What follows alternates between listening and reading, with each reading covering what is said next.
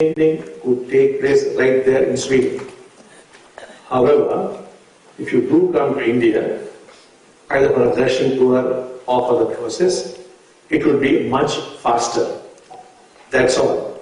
There's no need to come to India for an awakening. It could very well happen in Sweden itself. From the inner self or intuition versus being led by conditioning. What I may feel like want to do, we have been influenced by programming and not what my true self would want me to do. Whenever there's a doubt as to whether the inner guide is speaking or your own conditioning is influencing the answers, then the best way is to have a dialogue with the inner guide itself and ask the inner guide, are these your thoughts? Are they my conditioning? The inner guide would itself clarify as to what is happening. So the best way is to have a dialogue with the inner guide. Many of us here have been at the Oneness Temple in India, and many here are yet to visit it. When it was being built, it was talked about as having 8,000 people meditating there at the same time. What is the vision now for the Oneness Temple, and what will it be its function in the coming years? The vision still holds. The original vision that 8,000 people must be meditating in the temple still holds, and we are slowly increasing the numbers.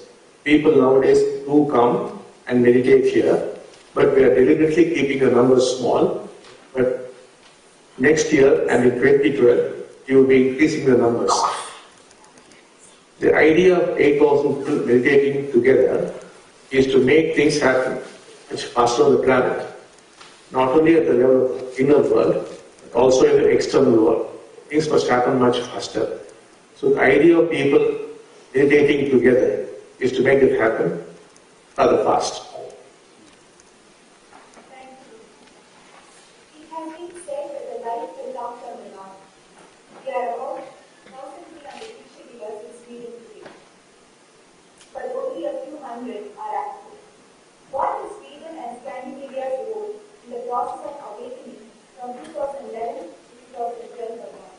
What can we do here in Sweden and Scandinavia to help the process of awakening to the world?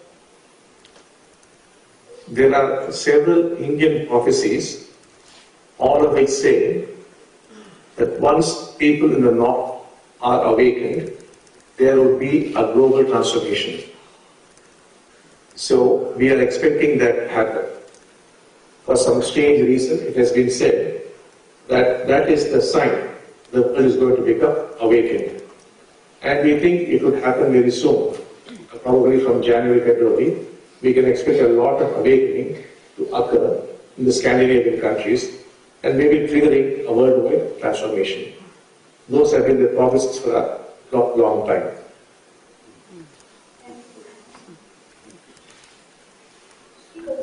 How can we best help people move into awakening? The best way to help people move into awakening is to become awakened yourself.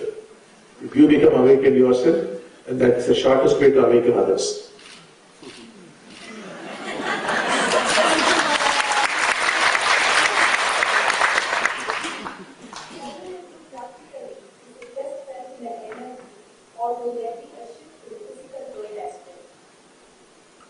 In 2012, what we would be witnessing is a change in our perceptions. There would be a shift in the way we perceive things. Let's say two people are quarreling, suddenly they would fall in love with each other. In moments, the perception would change. So it's all about a perceptual shift. It does not deal with any shift in the external world. However, this shift would ultimately lead to a shift in the physical world, which we call the Golden Age, which is supposed to start in the year 2035. What we are now going to witness is called Satya Yuga, that is the Yuga of truth. You'll be able to see what's happening inside you, and you'll have a very holistic perception, which we call oneness. So all that will be happening. You will discover the kingdom of heaven is inside you. But in 2035, you will find that even the physical world has transformed itself. Thank you, Chaitanya. There are many people discuss the phenomenon of the pole shift in 2020. Can you please share with us insight about this? Well, as far as we are concerned, we do not talk about the poles shifting. We only talk about an inner shift. That's the only thing we talk about. Share with us about the new process coming up in January and February. Will the webcast and preparations before that continue? The webcast and preparations would continue before that and after that.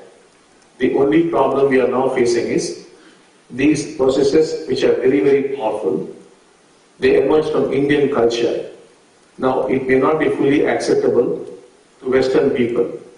So we are trying to see how to westernize these processes, hoping that at least a part of the power we will be able to transfer into these processes. These processes are immensely powerful, but when we are trying to westernize it, they seem to be losing power. So by January, we hope that at least 50% of the power we will be able to provide in these Western processes. And they are so powerful that you can walk in the morning and you could walk back home in the evening fully awakened. So let's hope we'll be able to make powerful Western processes emerge by January.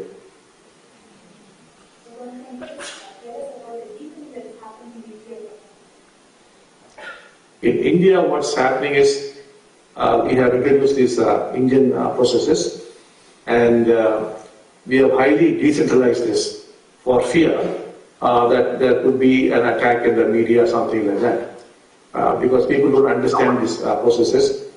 So it's happening in many places, and people are dramatically moving to the state of awareness and God realization. It's happening at an unbelievable speed.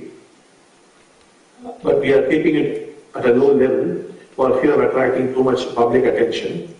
But once all you trainers are ready, we see there's no problem at all. It's only when a few people do it, there could be problems. But if many trainers are going to do it, we expect no problem.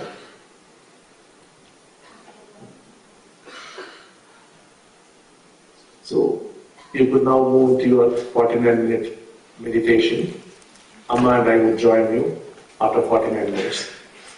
We'll be with you. Thank you.